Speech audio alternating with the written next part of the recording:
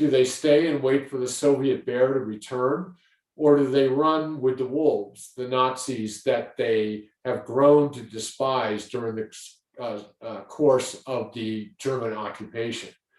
And of course, they decide to run because what their plan is to get close enough to the Allied lines eventually by going west that they'll be able to run and end up with the Western Allies versus the Soviets. And at that point, the story begins, and it's one of the more remarkable journeys I've ever heard of, Bill. Well, it's just been an incredible experience to have to relive all of the last 60 years, 70 years that people have been encouraging me to get this book written.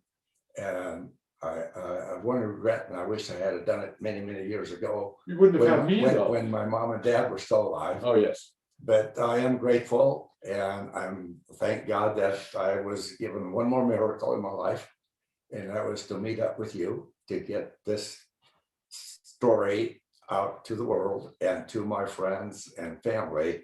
That was my goal, is to let my family know what we endured and what my mom and dad suffered through, and the determination that they had in spite of the suffering, the determination and the faith that they had, not only in each other, but in the supreme power that they believed that God was always there.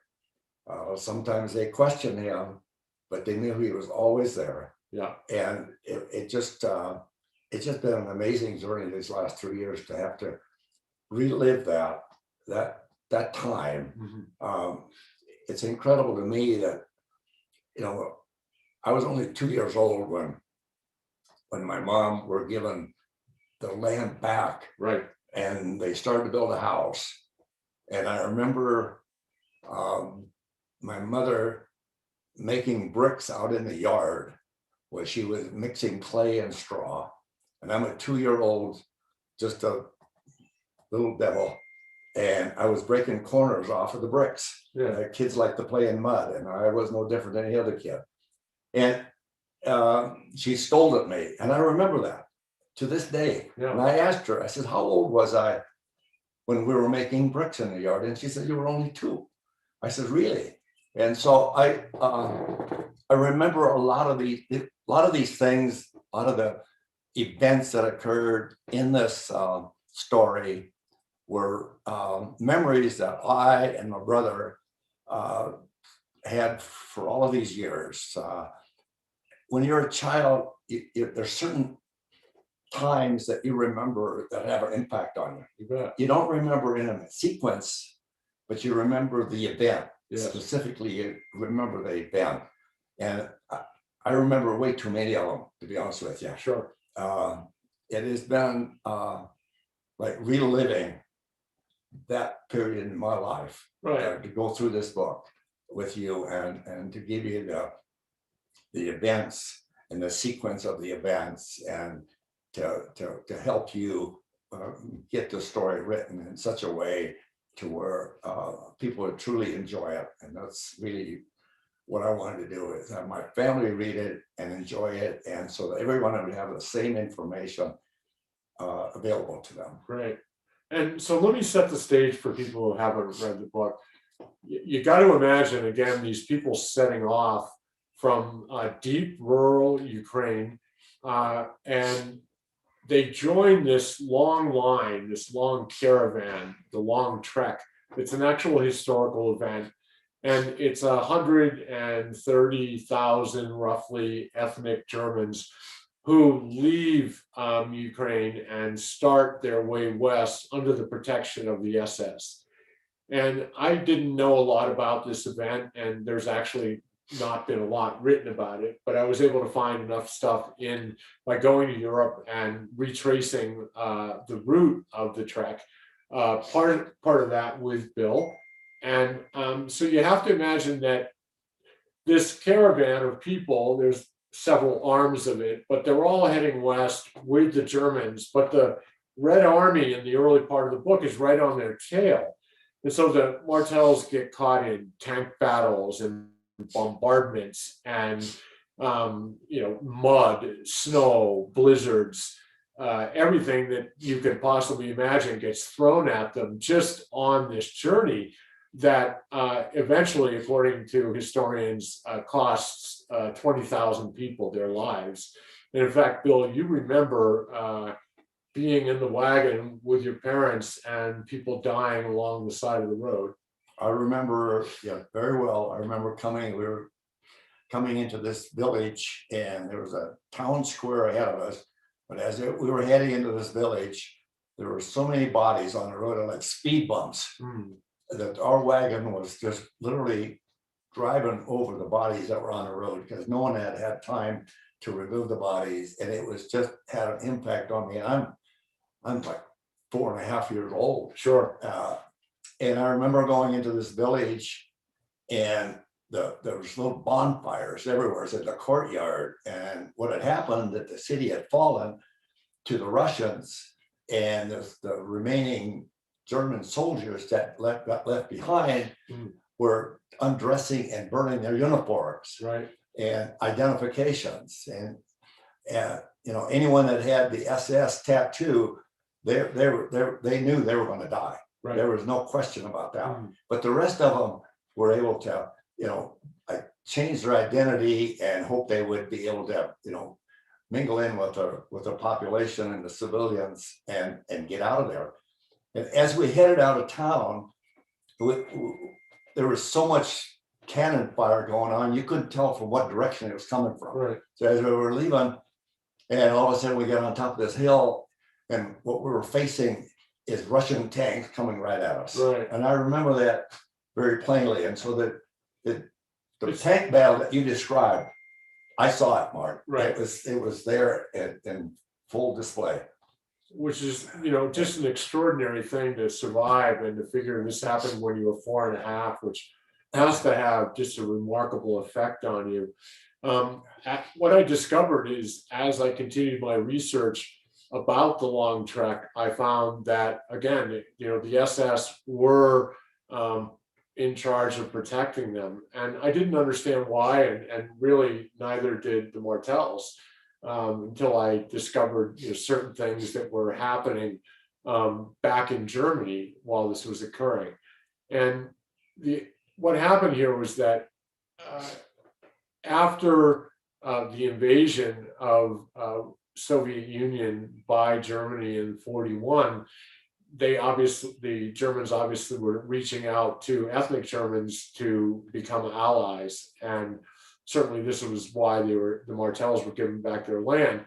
But they were so remote that they were removed from a lot of what happened, quite frankly, because Bill and I and Walter, Bill's older brother, ended up going to Ukraine and, remarkably enough, tracking down the ruins of the farmhouse that he was describing a little while ago. And that was an incredibly, first of all, the road to get there was, there were unbelievable roads. They were worse than American logging roads. Yeah. And we were driving through with a van and a driver and an interpreter. Yeah. And we literally had to come to a complete stop on the road in order to in multiple places. Yeah, it was like the craters from the tank bombs were still there, and we went up through it.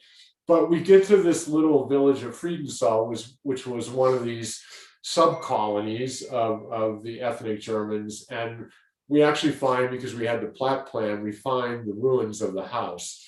And I remember turning around and you and Walter recognizing the well and the root cellar. The root cellar. And, exactly. What was that like for you to go all the way full circle back to that? It was just, it was just very, very hard. The emotional effect, it just grabs you right to your bones. And I just stood there, and it was extremely difficult to compose myself and get a breath of air, to be honest with you.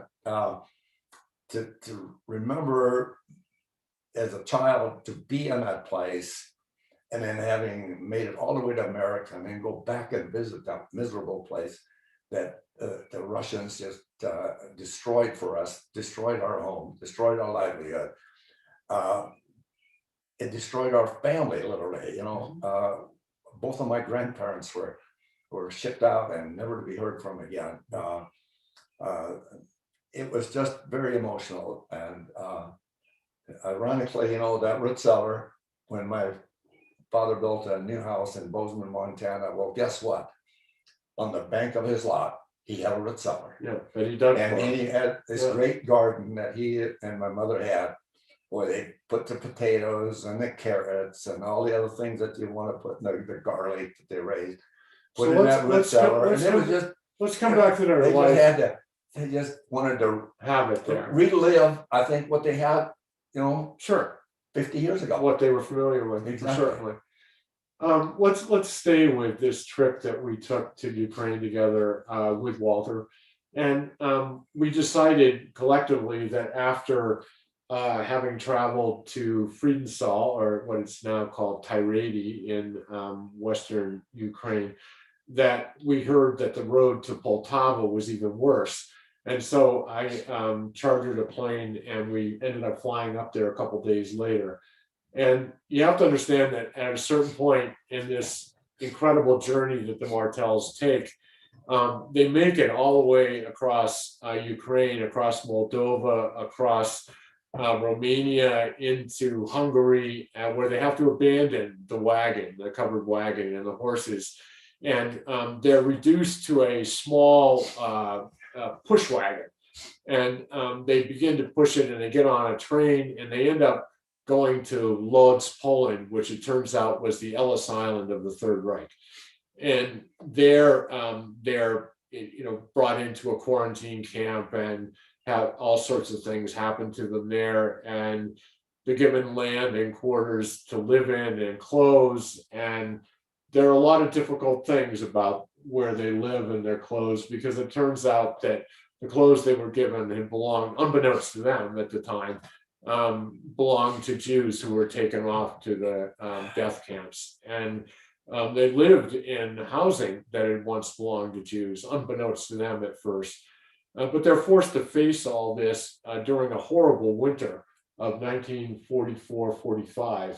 And their wills are tested. They all get sick. They're living in just terrible quarters, hardly any insulation to it. And they survive that, and they're getting ready to make their run because they're able to track where the Western Allies are, and they know they're as close as they've ever been in this journey. And just as they're about to make this run, the worst possible thing could happen. And Emil Martel gets taken by Polish militiamen and turned over to the Soviets, and he ends up In Poltava, right, which is right on the edge of Siberia. well, edge of Belarus, Right. certainly, but much farther east, 400 miles east of where they started, Right. and which had to have been just stunningly demoralizing for him. And when he's drug away by these militiamen, Adeline is screaming to Emil, "What do I do?" And she's standing there with these two little boys, and her mother and her sister and her cousin and her baby twins. And Emil screams, "Go as far west as you can and I'll find you." And he gets sent to the equivalent of a gulag. He goes in with how many people? There are 2,300 prisoners that he was one of. And like you said, the last words my mother and dad said to each other, "Go as far west as you can, and we hope to meet up again." Yeah. And that was her mission, is to go west, west, west. Yes. But in the meantime, he's going far east. Yes. And ends up in Poltava at a prison camp to rebuild Poltava, because it had been destroyed by the Nazis. No, by the Allies, actually. The Allies Yeah. bombarded The the city because it was being used as an airfield to attack the Allies on the Western Front.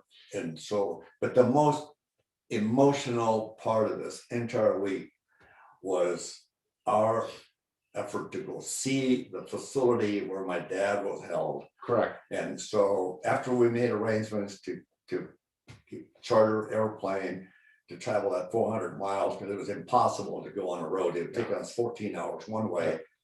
And it just didn't make any sense. So we were taking a risk, chartering a private aircraft to fly us out there.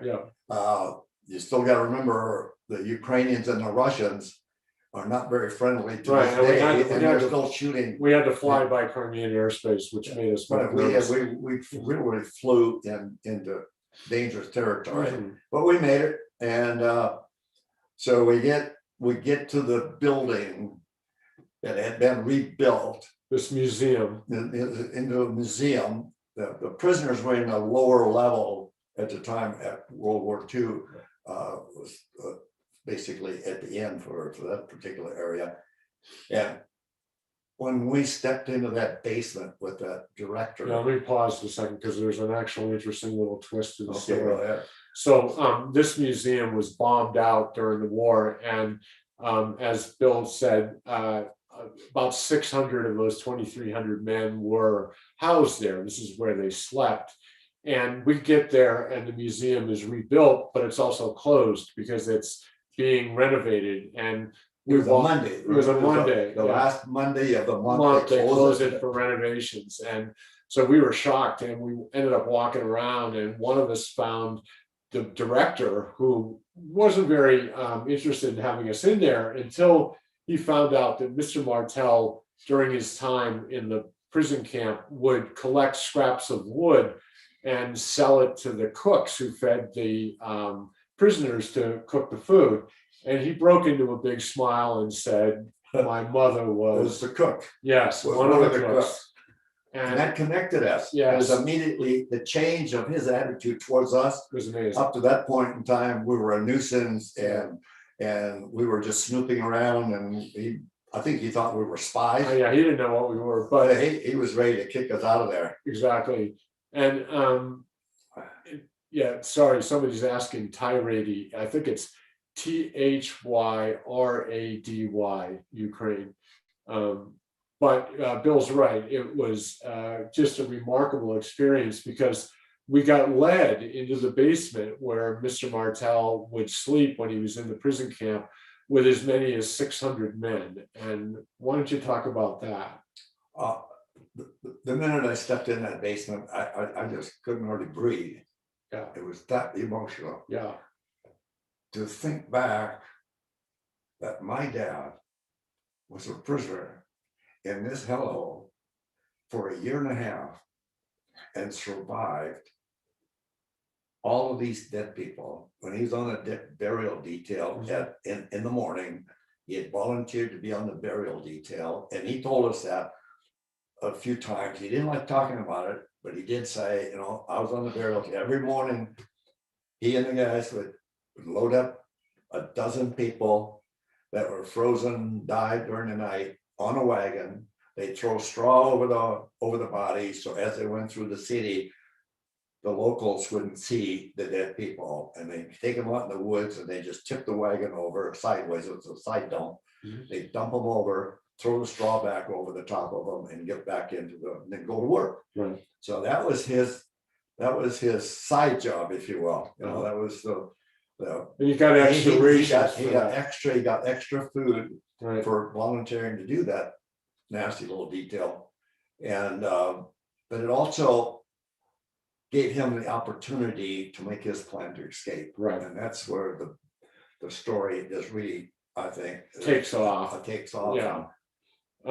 It's certainly being there with you and with Walter in that basement was one of the more remarkable experiences I've had as a writer, to see you guys confront where your dad basically watched close to 2,100 men die, and was part of the detail that took the bodies out. And he becomes a different person in the camp. Before it, according to Bill and Walter, he's a man who, because of the communist way of life, has learned not to get noticed. He doesn't want to have any ambition. He doesn't want to do too much to do better for his family, because that gets you sent to Siberia. And he certainly exhibits a lot of bravery on the trek. But when he gets to that camp, he's still largely that guy who doesn't like to be noticed. And something happens in there. He goes through a metamorphosis, doesn't he?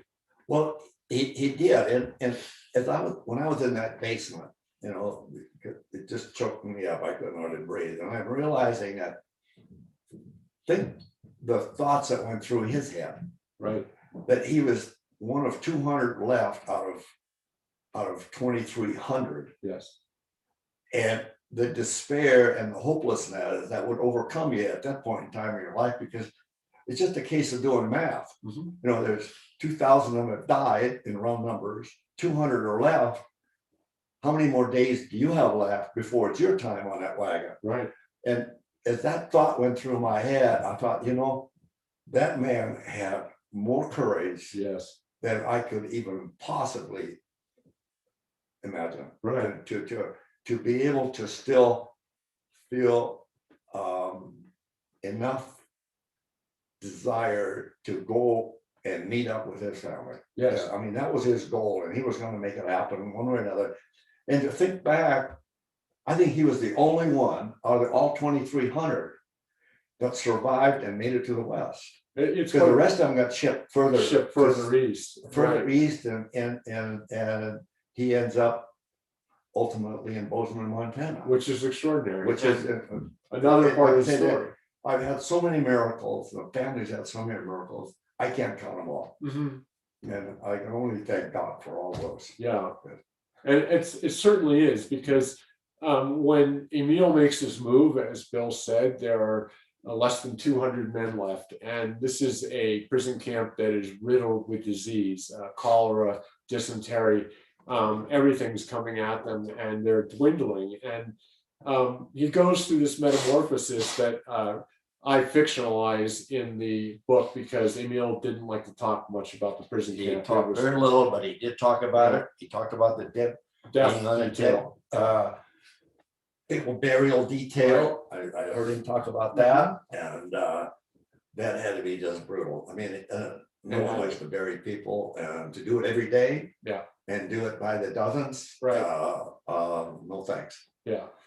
So Emil manages, I'm not going to spoil it, but Emil does make this miraculous escape. He thinks it's going to happen one way because of the death detail, then it happens another way. But it happens when Emil's transformation occurs, and he stops being this guy who's timid, and he starts taking crazy risks. Because once he starts to run, he knows that if he gets caught, he's probably going to die. They're going to shoot him. And he starts being creative and risk-taking and opportunistic. And he manages to slip his way all the way across Ukraine, all the way across Poland, into Germany, and then figures out a way to get across the border from the Soviet-occupied zone to the British-occupied zone, only to find out that Adeline and the boys who have walked through the rubble of the war.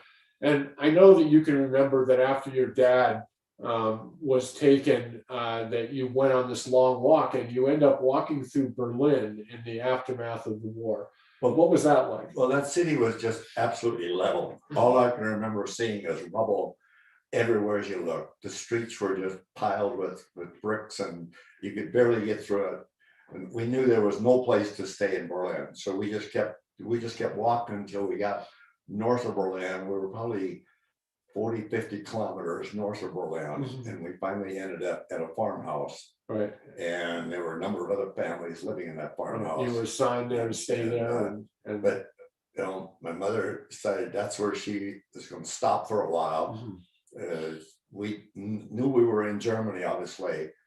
We had no idea that the Allies were going to split this country and give Russia a third of it. Right. And we were on the wrong side of that deal. Right, which is where they find themselves when Emil, I'm not going to give away the entire thing, but let me just say that if you think that Emile is courageous, wait till you read about Adeline Martel and the stunning risk that she takes to get her children not only to reunite with her husband, but to freedom. And she makes the final move. And it's one of the, I don't want to talk a lot about it because it is one of the most dramatic scenes in the entire book when she wakes the boys up in the middle of the night and they begin to make their escape to the British zone. And you remember this I all too remember well. that very well, because I remember she never told us what her plans were, because one of the things that you'll learn in that environment is that you don't tell anyone your plan. Right. Because the Russians would they would ask us kids what was going on, and they would pit family members against other family members and offer them extra pound of bread or whatever in order to get information on what everyone was doing. Right. So they were creating a spy system on families. So everybody kept quiet, particularly when you were going to make a serious attempt like escaping. Yes. So my mother never told us two kids. Okay, and I'm 8 years old. My brother is 10. Right. And one early, about 4 in the morning, she wakes us up. She says, "Get dressed." Well, when you're a young child and nobody wants to wake up at 4, let alone be told to get dressed and do something, but you do because your mother tells you to do it. Right. So we get ready to go, and she's got the wagon loaded. She did that. She had her plan put together, and we head to the railroad station. Right. So just so you get this is the same wagon that they have literally pushed across a significant portion of Europe.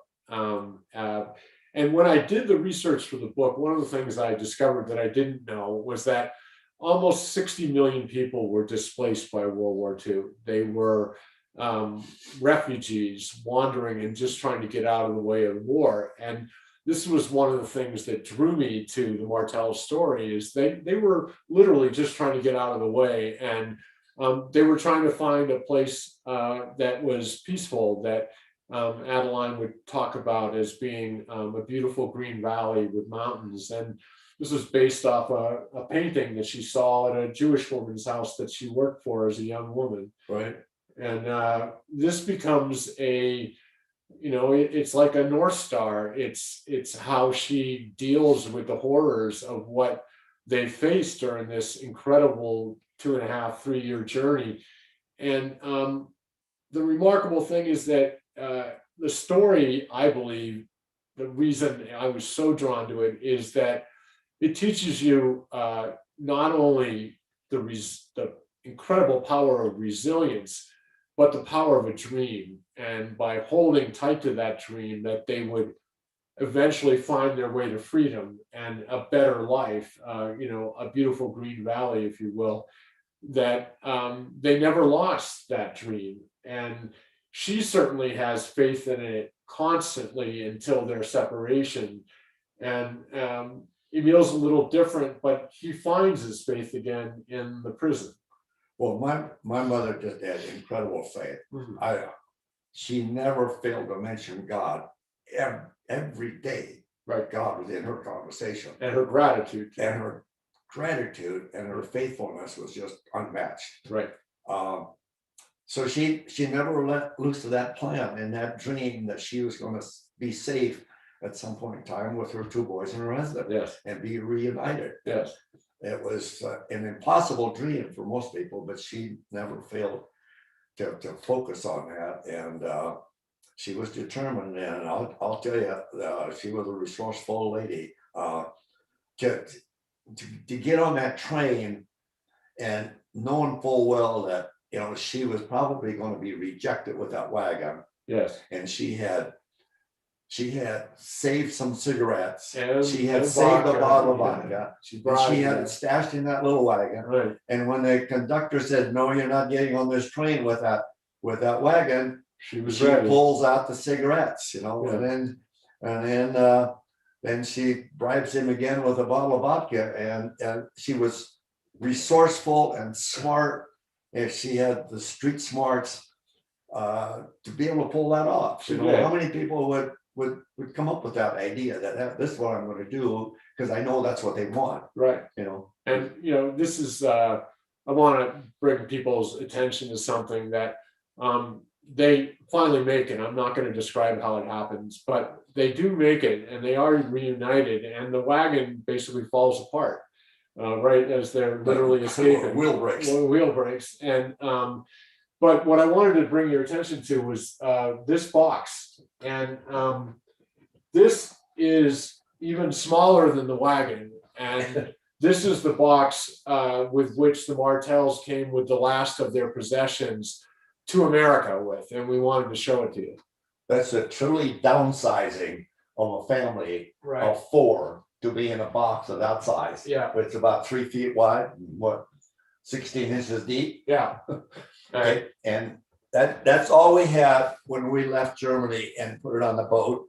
And my dad had $20, all the possessions that he had that he could sell in Germany that he didn't want to take. Right. He ended up with $20 US. And yet, that provided food for us from the time we left Ellis Island, got on the train on a 3-day trip to get to Baker, Montana, and we ate bologna sandwiches 3 times a day. And that's all we could afford. Yeah. And the crazy thing is they get to Montana and ultimately they make their way to Bozeman, which looks a heck of a lot like the painting that your mom used to describe. Exactly. That's what, when I remember when they decided to move to Bozeman, it's because my brother was going to go to college at Montana State. Yeah. I was still in high school. So my dad said, we're going to move wherever he decides to go to school because he can't afford to send him to school. Right. So we had built a house in Baker by that time and right across the street from the high school. And they drove to Bozeman to check out Montana State to see if it was good enough for their son. Yeah. He had a $300 scholarship and he wanted to be an architect. And so they drive into Bozeman and it was in May and the valley was green and the mountains were white. And it was, they thought they had hit heaven on earth. And they came back and they couldn't hardly pack fast enough to get to Bozeman. Yeah. And this has been an incredible journey. Yeah. And just so you know, from that point forward, literally everything Emil touches turns to gold. Everything that my dad had incredible, great street smarts. Yeah. You know, I'm a 19-year-old kid and working as a carpenter apprentice. He was a journeyman carpenter working for a company and I was working for a different company. But in those days, before the invention of visqueen and propane heaters, everything was shut down for the winter. Mhm. My dad could not stand to be unemployed. There was no way he was going to be unemployed. So he said, we need to start our own company. Yeah. And I said, well, what do you want to do? And he said, well, we're going to build 2 houses in the summertime, finish them in the wintertime and sell them in the spring. Yeah. So and off you go. So I quit my job, he quit his job, and we started. Yeah. I was in March 1st of 1960, and the company is still in existence. It's managed by my 2 sons, Yep. Jason and Tony, and it's been an extraordinarily success story. I couldn't be happier. I wish my mom and dad were still alive to still enjoy this Sure. Green Valley. And yet they do finally get some of their rewards. If I remember right, your dad, when you and Walter buy him out so that he can retire, he buys a Cadillac and cruises around Bozeman. Yeah. Now, when you think about his whole life being a prisoner in Poltava, escaping by himself, enduring all of that, the starvation, poverty, and ending up in Bozeman, Montana, and driving down the street with a Cadillac and going fishing in it, had to be, I mean, you can't dream it up better than that. No. So I always thought it was just incredible that he was able to do that. It was. And I was happy for him that Yeah. he was able to do that. And the other, ultimate end to his life was his brother was in the German army, was captured in Paris. He was sent back to Russia, to Siberia, in a logging camp. He was there from 1945 until 1976. And He was survives. and he was released by the Russians. Yeah. He was able to immigrate to West Germany because he had family there. When my dad found out that he was alive, because they hadn't seen each other for all those years, he and my mother bought airplane tickets and flew to Germany to be reunited with his brother and his sister Reza that lost both legs. Right. She was able to come over from East Germany. Right. And they had a wonderful time. And then he had his brother had bought him tickets to fly to Bozeman, Montana. And as they sat on their back deck, drinking my dad's homemade wine and reliving their memories was just undescribable. Right. And So- this is really. Well, I think Zach. Go ahead. Sorry, Mark. I was gonna say Zach in the comments says it says unbelievable. Yeah. So I think this is just an astounding story. It is. What were you gonna say, Mark? Well, and this is what drew me to the story. It is astounding, and I think it's a story that is right for our times, even though it took place during World War II, because the entire world has been going through a pandemic, and we've all been forced to endure and overcome things that we couldn't have imagined 16 months ago. But hearing a story like the Martels and realizing what they went through to chase freedom and a better life, it really puts things in perspective. And I think we need to hear stories of great ordeals that are ultimately triumphant, which is what this is. And it's what attracted me to the story to begin with, and still turns me on about talking about it, because it is a remarkable story. And it's the kind of story that only could have climaxed like it did in America. It really, this is at once a World War II story, a love story between Adeline and Emil. It's an adventure story on an truly epic scale. And at the same time, it's a story that illustrates the power and dimensions, limitless dimensions of the human spirit. And that's why I loved it to begin with, and why I continue to love it. Wonderful.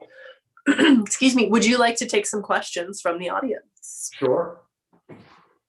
Will you spell the name of the town in Ukraine again? Yes, I'm gonna I didn't quite get it. So Okay, so I believe it is Tyrhady. That's my recollection. It's a really obscure spelling. Is that what they changed? Yeah, they Friedenthal tell to? Friedenthal to Tyrhady. So you can look it up that way. There it is. And you'll see it is a tiny, tiny, tiny place in the middle of nowhere. Not far, however, from the small town of Dubasari, which plays a pivotal role in the book. And you'll be able to track it from Tyrhady over. There are also online various sites that will show the ethnic German colonies that existed in Ukraine, and you can see where the Martels came from and where Adeline came from. And you can follow, because what I did is I ended up following after actually before we went to Ukraine, I traveled through Moldova, Romania, into Hungary and up through Czech Republic to trace the route. So I really had an understanding of what they had been through. And then after we were in Ukraine, Walter and I flew to Germany. We went to Lodz, Poland, saw where they were in the displaced person camp and were being indoctrinated into the Third Reich, as it were. And then Walter and I had the extraordinary experience, at least it was for me, and I know he had been there before, but going to re-walk this escape route that Bill and Walter and his mother took to escape finally into the British zone and freedom was for both of us incredibly emotional, because you could just see there wasn't that much that was different for a while after they escaped. And for a long time, about 25, 30 years, that place was hardened. It was a full-on, tank traps, high towers, guard dogs, etc., precisely because of how many people were escaping or trying to escape through there. And it was one of the first places that was hardened. In fact, if you go there now, there are signs that describe it as this is where the Iron Curtain started. And to see that it's all been, of course, torn out and restored to its rural self. And we were able to pretty much walk the entire route, the 3-4 kilometers that they ran, right under the Soviets' noses. It's still a demilitarized zone from the eye. Yeah, from the eye, it is. It's certainly a place you can see. There isn't a tree growing or anything. It's just bare. It's bare Bare going field. across there. So that was a stunning experience, and really gave me an understanding of what courage Adeline had to have had at that critical moment where she could run or she could chicken out, and she didn't do it. Well, I remember that very well. Yeah. When we, almost ran into the guards Sure. until we Made it all the ran way over. into that farmer with the milk cans, and he says, "Get back in the village. Yeah. They're coming back with all the prisoners they caught during the night." And so we hide behind this woodshed.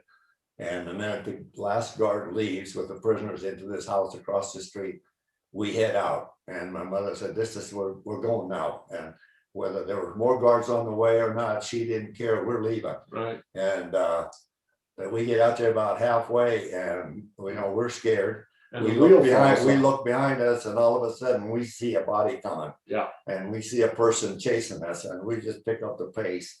And it was in March, and there was snow and ice and crap on the road. And we were pushing that 3-wheel wagon with one stick on the other corner. And your mother becomes the fourth wheel and carries that. And we were just absolutely in a panic, and we make it. And the guy that's been following us shows up, and he says, "Are you the family that crossed?" And my mother said yes, because we were safe then. We were in West Germany. And she said yes. And he tells us how lucky we were. They saw us leaving, but they thought the timing was so perfect that we had the proper paperwork to get clearance from the guards. That's right. That's how a miracle that you can't even come up with. It's just incredible. Right. Like 1 minute, 2 minutes, Yeah. max. And Yeah. it would have been a total disaster. Right. And they get this thin window and they go. I see that somebody's asking, was the family considered Germans or German Russians? They were ethnic Germans, but they certainly both spoke both languages. If you look in history books about the long trek, some people described them as the German Russians. Okay. Will from the Q&A section says, "Congrats to Bill and Mark. Both of you make me believe in miracles. I'd like to know how both of you ended up in Montana. Bill from Ukraine, and Mark from the heart of Boston Red Sox territory. Also, Mark, since you have a strong voice yourself, how do you work as a writer to maintain the voice of your storyteller? All the best, from Will." Those are all great questions. I got to Montana because I love the outdoors. I love to ski and fly fish and bow hunt and all these things that you can do and right around Bozeman. And I came, I think the first time 25 years ago when they opened the tram to the top of Big Sky Lone Peak. And I got sent out here to write about it, and I was blown away by it, by the ruggedness and adventurousness, and also the wonderful people in Bozeman. The second part of your question is, I have a strong voice. How do I adapt it? I try to be very attentive when I'm listening. I'm looking for, in a sense, the natural narrative voice to tell the story. And I realized quite quickly, thinking about this one, that I had to tell the story from two different perspectives. And so you get the book as Adeline, Annie, Neal. And I think that was the right choice, because eventually, of course, they separate and you had to be able to follow them all the way through. But being sensitive to that kind of thing is how I tend to do it. You wanna know how I got to Bozeman Oh, yeah, or Montana? yeah. Well, we had sponsors in Baker, Montana. My mother had uncles that we knew were, after the war was over and we finally settled in West Germany, we knew we had relatives in the US, but we didn't know where. And we had lost all the information. But another miracle occurred. And there were thousands of small ads in the local newspapers about lost personnel, lost people that are looking for either dead or alive or where they might In be. Germany. In Germany. Right. And lo and behold, there was this little article by the name of William Losing, which was my mother's maiden name, Losing, looking for the Losing family and Martel family. And the note was from Baker, Montana. So that my mother picked up on that and wrote a letter to that gentleman and explained and identified her family tree to this gentleman. And lo and behold, he responds and he says, "You're the family I've been wondering what happened to them." And so the correspondence led to the opportunity to be a sponsor. He didn't have the resources to be a sponsor. And in those days, you had to have the ability to provide a job and housing for immigrants. But his two brothers were farmers in Baker, Montana, and the local church in Baker. And so he approached them and they agreed to be our sponsors, to provide us with housing, provide us with a job. And so the process started in 1948. And 3 years later, in September of 1951, we were given permission to come to the US. So the first attempt there was that we had to go to a military camp close to Hamburg. And we spent 2 weeks at this camp, and they checked us physically and x-rayed us multiple times, gave us shots almost every day. Obviously, the US was concerned about polio and TB. They didn't want either one of those to be introduced. It was very much like the virus that we're dealing with right now. No one knew what caused polio. And so, but we all cleared, the four of us cleared. And 2 weeks later, we end up in Bremerhaven on a military transport. And it wasn't a luxury liner by any means. There were 900 of us on that boat. And it was designed to haul military personnel, which means 4 decks of bunks, no windows, dining room at the lowest level. But then, you know, when you're hauling 900 men to Europe and you're bringing back families on the back haul, that creates a privacy issue. So the military just solved that real simply. And they said, okay, women and children under 6 on one half the boat, men and boys over 6 on the other half of the boat. And if you want to see each other, you get up on deck and see each other. And that's it. 9 days later, we were anchored outside of Ellis Island, and the Statue of Liberty greeted us that evening. And there wasn't a dry eye on that deck, I can guarantee you. It was an incredible sight. And we got on the train for 3 days, and we ended up in Baker, Montana, and we lived there for 5 years. And then when my brother graduated from high school, As the valedictorian of Baker High. and he was a valedictorian of Baker High, and then he ended up with a $300 scholarship, and Bozeman, Montana was it. And they got to come to the Gallatin Valley. And the Green Valley greeted us. So Rosemary asks, Mark, with both of your historical novels, you wrote about people close to death and coming out of it closer to life. How personal was this for you? And did anything you write surprise you when your thoughts ended up on paper about gratefulness and joy? Well, certainly, the Martel family and their story only reinforced a lot of my personal beliefs that I learned through Beneath a Scarlet Sky. It certainly taught me the power of resilience and the power of having a dream that you hold in your heart and you're relentless in your pursuit of it.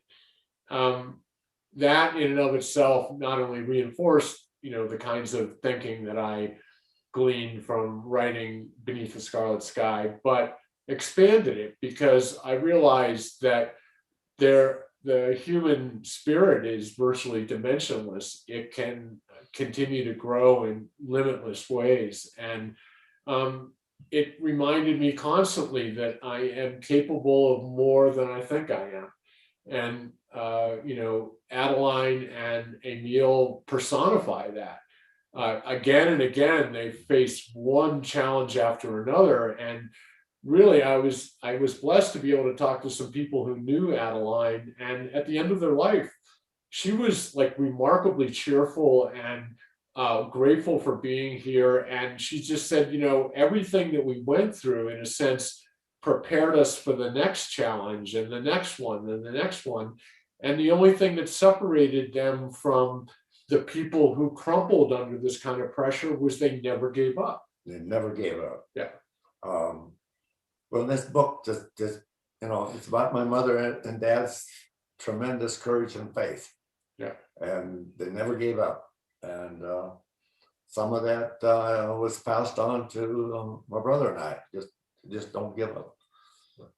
Work hard. My dad and my mother, they always felt like if you work hard, you're going to be successful. And it proved to be exactly that. My dad was probably had a third grade education, maybe four. Fifth. That's it. Fifth. Was it? Yeah. And he had to figure out how to survive. And the only way he knew how to survive was to work hard. Right. And he had to beat out the next guy and by working hard. And this is something that, again, it's fascinating that, this is an immigrant story, and it's a story of how ferociously one family will fight to get to freedom. And it really reinforced that, how precious freedom is and the ability to take control of your life. And I mean, these are lessons we've learned before, but we can't hear them enough, because when Mr. Martel gets to America and life doesn't become just about working ferociously hard to survive, but ferociously hard to build something, quite literally, his whole life transforms. And, he works like an immigrant trying to survive. And as a result, America gives him this giant gift back. Well, he wanted to be his own boss. Yeah. And he had this itch, he wanted to scratch it. Yeah. And he asked me to be part of it because he couldn't speak or read English. He was handicapped, but he had an itch and he just wanted to do it. And so I wanted to be part of it. And it turned out to be another miracle. Yeah. Wonderful. Do you have time for maybe one more question? Sure. All right. This one's for Bill. How did working with Mark and reliving this story and experience impact or affect you and your family? Well, it just brought my mother and dad's incredible journey back to life for me. We heard parts and pieces of this story occasionally at the dinner table, or my mother always loved to have someone stop by for coffee and cookies, and she never failed to entertain. And once in a while we would start drifting off into where we came from, what transpired at certain times. And this book just basically combines it in such a way to where my children and grandchildren can read and understand what their great grandparents went through. And that's really what the purpose of the book is to have the story available so that they would understand and appreciate what my mother and dad did. It was just something that I wanted to do. It obviously has gotten to be a bigger deal than what I originally envisioned, but that's just, I think, just one more miracle. I thought it'd be just a book that I could pass around my family members, and now all of a sudden it becomes a national book. Wasn't planned that way by me, so I'm grateful that Mark and I met, and he's an incredible author. He was able to put this thing together. He worked hard at it for 3 years. He and I had many conversations, but at the end, I'm happy where it turned out. I think my kids will be grateful that they have it in the document, so they all understand how this all evolved. It's just been a fascinating trip. That's wonderful. Well, thank you both so much for joining us this evening. We've got all sorts of there's still more questions pouring in, but I don't want to keep you over long. Your favorite book club in Bozeman says hi, Mark. Everyone is so grateful for you to share the last Green Valley with us. Again, we've got autographed copies here at Country Bookshelf. So be sure to, if you click the link that I dropped in our chat there, you can purchase your copy. They have been autographed by both Mark and Bill. So you can have that. It makes a great gift for those family occasions that we have coming up this spring. And I hope you all get to go out and enjoy our Green Valley here in Bozeman real soon. So thank you both so much for joining us. And thank you to all of our viewers.